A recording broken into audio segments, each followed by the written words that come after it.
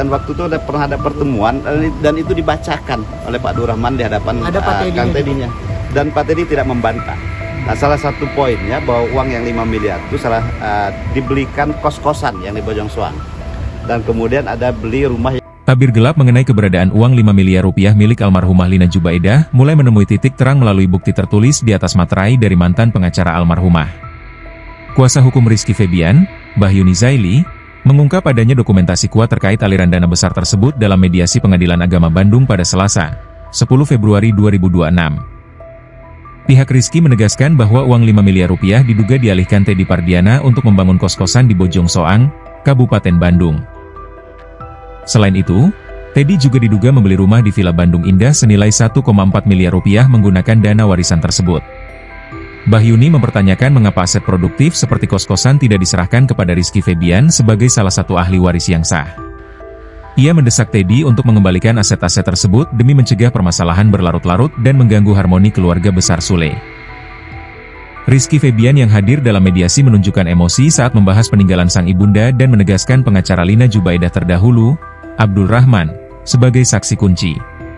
Menurut Rizky, Abdul Rahman mencatat secara detail kemana saja warisan tersebut mengalir dengan jelas di atas materai sebagai bukti tertulis. Iki menyayangkan sikap Teddy yang langsung membawa kasus ke jalur hukum tanpa komunikasi pribadi terlebih dahulu yang menunjukkan itikat baik. Rizky juga meluruskan simpang siur mengenai pengasuhan adiknya Bintang yang lebih banyak diasuh oleh orang-orang terdekatnya. Bintang sempat diasuh oleh sopir Rizky bernama Acep dan istrinya, kemudian oleh Pak Haji dan Bu Haji, bukan sepenuhnya oleh Teddy.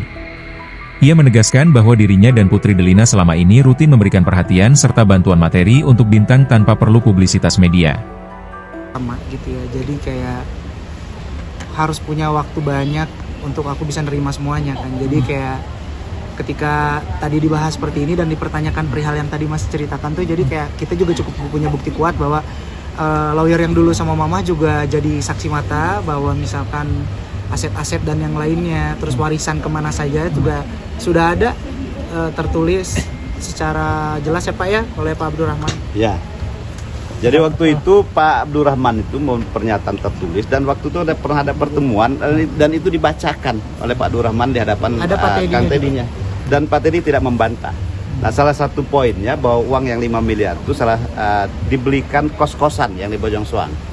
Dan kemudian ada beli rumah yang di Villa Bandung Indah kalau nggak salah ya, harga 1,4.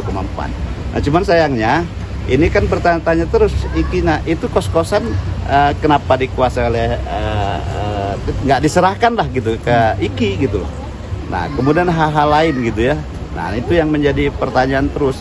Nah, jadi mohon juga kalau pemainnya ini Kang Teddy juga bisa menyerahkan lah kos-kosan itu ya.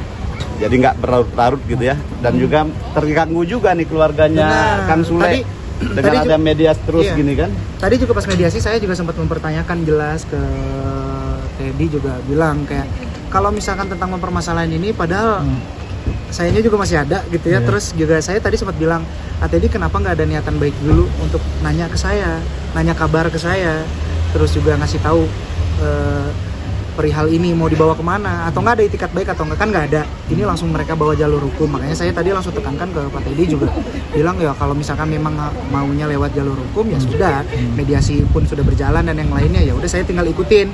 Aku bilang padahal dari awal juga saya sudah ada punya itikat baik. Kalau misalkan memang dia punya itikat baik, tetap mungkin menganggap saya siapanya dari ibu saya dulu, seharusnya ada itikat baik, dan ternyata nggak ada. Ya udah saya akhirnya ikutin apa yang sudah terjadi sekarang gitu sih. Kayak kan sebelumnya Dede Bintang itu kan diasuh oleh beberapa orang gitu. Betul, saya jadi saksi hidup kok.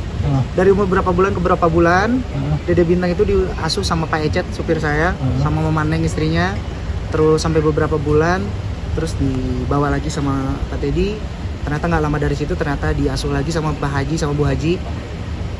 Terus dibawa lagi sekarang. Dan jadi hampir sama lah. Kemarin waktu dulu diurus sama Pak Ecep dan yang lainnya diambil karena pengen mengusut sesuatu hal waktu itu. Terus sekarang udah diambil dari Pak Haji dan Bu Hajinya, dan ternyata mencuatlah berita ini. Apakah jadi ini Dede Bintang dijadikan tameng untuk supaya bisa kalau aku nggak bisa ngejawab sih ini kalau Dede Bintang dijadikan alat atau jadikan tamengnya. Tapi biarkan orang yang menonton juga bisa mengutip atau enggak bisa tahu lah. Download Tribun X sekarang, menghadirkan lokal menjadi Indonesia.